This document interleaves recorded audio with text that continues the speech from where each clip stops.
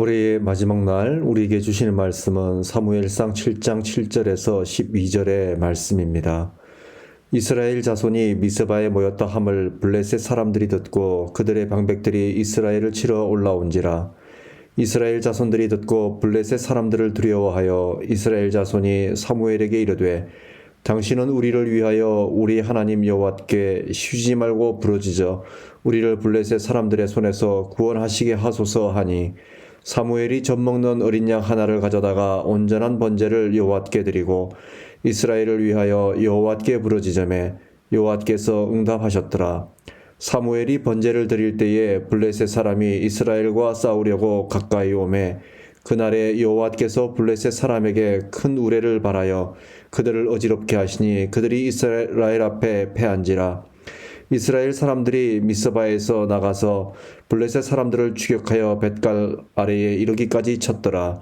사무엘이 돌을 취하여 미스바와 센 사이에 세워 이르되 여호와께서 여기까지 우리를 도우셨다 하고 그 이름을 에벤에셀이라 하니라. 아멘.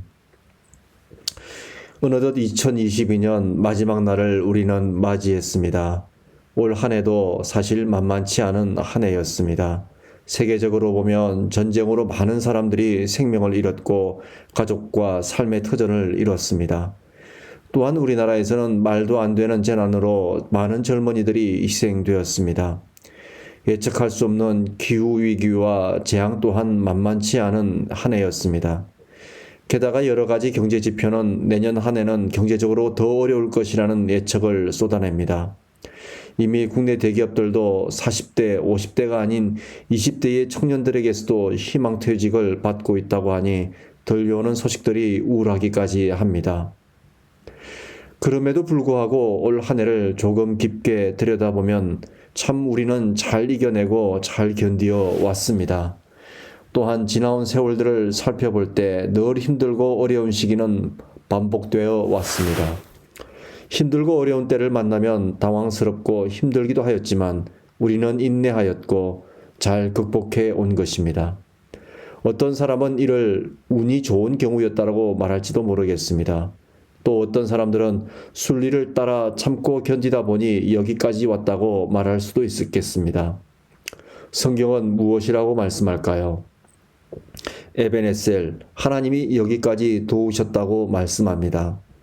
오늘 말씀 속에 사무엘이 이끄는 이스라엘이 우상 숭배를 버리고 하나님께 돌아왔습니다. 이제는 오직 하나님을 섬기는 백성이 되겠노라고 결심하게 된 것입니다. 이에 사무엘이 온 이스라엘 백성들을 위한 기도회를 준비합니다. 그들을 미스바에 모이게 하고 그들을 위한 기도의 시간을 갖고자 함이었습니다. 하나님 보시기에 얼마나 기쁜 모습입니까? 하나님과 점점 멀어져 우상 숭배라는 배신을 했던 하나님의 자녀들이 다시 돌아오는 것은 잃었던 아들을 되찾은 아버지의 기쁨과 같을 것입니다. 그런데 하나님의 대적자였던 블레셋 민족에게는 이스라엘 백성들을 무너뜨릴 수 있는 절호의 기회가 되었습니다. 흩어져 있던 백성들이 한자리에 모이고 또한 군사적으로도 별 볼 일 없으니 얼마나 공격하기에 좋은 기회가 되었겠습니까?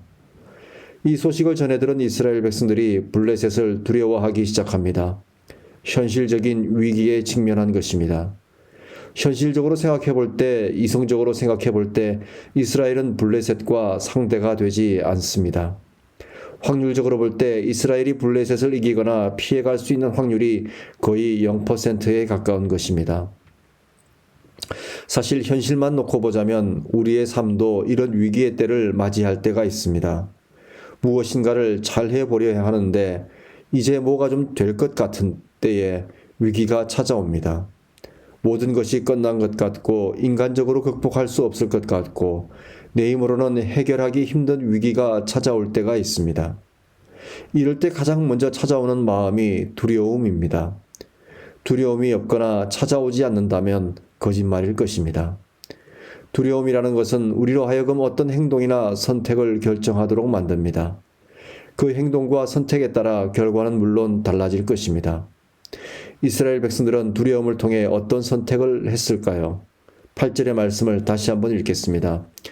이스라엘 자손이 사무엘에게 이르되 당신은 우리를 위하여 우리 하나님 여호와께 쉬지 말고 부르짖어 우리를 블레셋 사람들의 손에서 구원하시게 하소서 하니.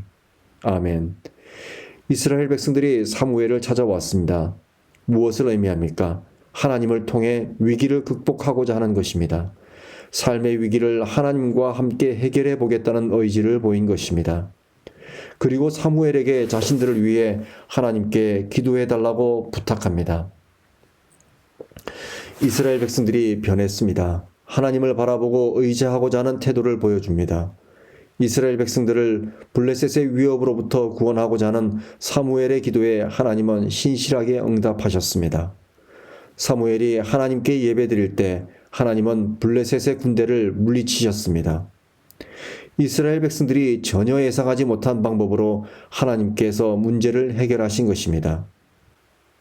하나님으로 인해 승리한 사무엘이 말합니다. 12절의 말씀 다시 한번 읽겠습니다. 사무엘이 돌을 취하여 미스바와 센 사이에 세워 이르되 여호와께서 여기까지 우리를 도우셨다 하고 그 이름을 에베네셀이라 하니라. 아멘. 사무엘은 자신의 기도 때문에 자신이 예배를 드렸기 때문에 승리했다고 말하지 않습니다. 오직 여호와께서 여기까지 도우셨다라고만 고백하며 모든 것이 하나님의 은혜였다고 선포합니다. 사실 이 고백은 올 한 해를 마지막으로 보내고 있는 지금 우리의 믿음의 고백이 되어야 할 줄로 믿습니다. 왜냐하면 우리가 힘들고 어려웠지만 한 해의 마무리를 하는 즈음까지 올 수 있었던 것도 하나님의 은혜입니다. 또한 누군가 우리를 위해 기도하고 예배드렸기 때문입니다. 그러므로 한 해를 마무리하는 오늘, 올 한 해 힘들고 어려웠던 기억들을 고통과 상처로 남기기보다는 하나님께서 해주심으로 이겨낸 승리의 추억으로 기억했으면 좋겠습니다. 더불어 잘 인내하고 견뎌준 내 자신과 가족들을 칭찬하고 함께 해주시고 도와주신 하나님께 감사의 기도를 올려드리는 것으로 올 한 해를 잘 마무리했으면 좋겠습니다. 올 한 해 저의 부족함에도 불구하고 인내해 주시고 함께 믿음의 순례길을 동행해 주신 우리 씨앗교회 가족들, 우리 믿음의 가족들에게 감사를 드립니다. 또한 여기까지 인도하여 주신 우리 하나님께 감사와 영광을 올려드립니다. 감사합니다. 사랑합니다. 우리 씨앗교회 가족들 올 한 해 함께 해주셨고 또 내년 한 해도 함께 해주실 줄 믿습니다. 내년에도 더욱더 우리에게 행하실 하나님을 기대합니다. 함께 기도하겠습니다. 하나님 아버지 고맙고 감사합니다. 올 한 해 우리 씨앗교회 가족들을 이 모양 저 모양으로 지켜주시고 우리 교회를 붙들어 주신 하나님께 감사와 영광을 올려드립니다.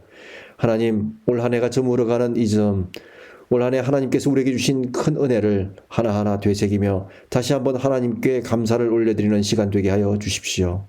감사드리며 우리 주 예수 그리스도의 이름으로 기도드립니다. 아멘.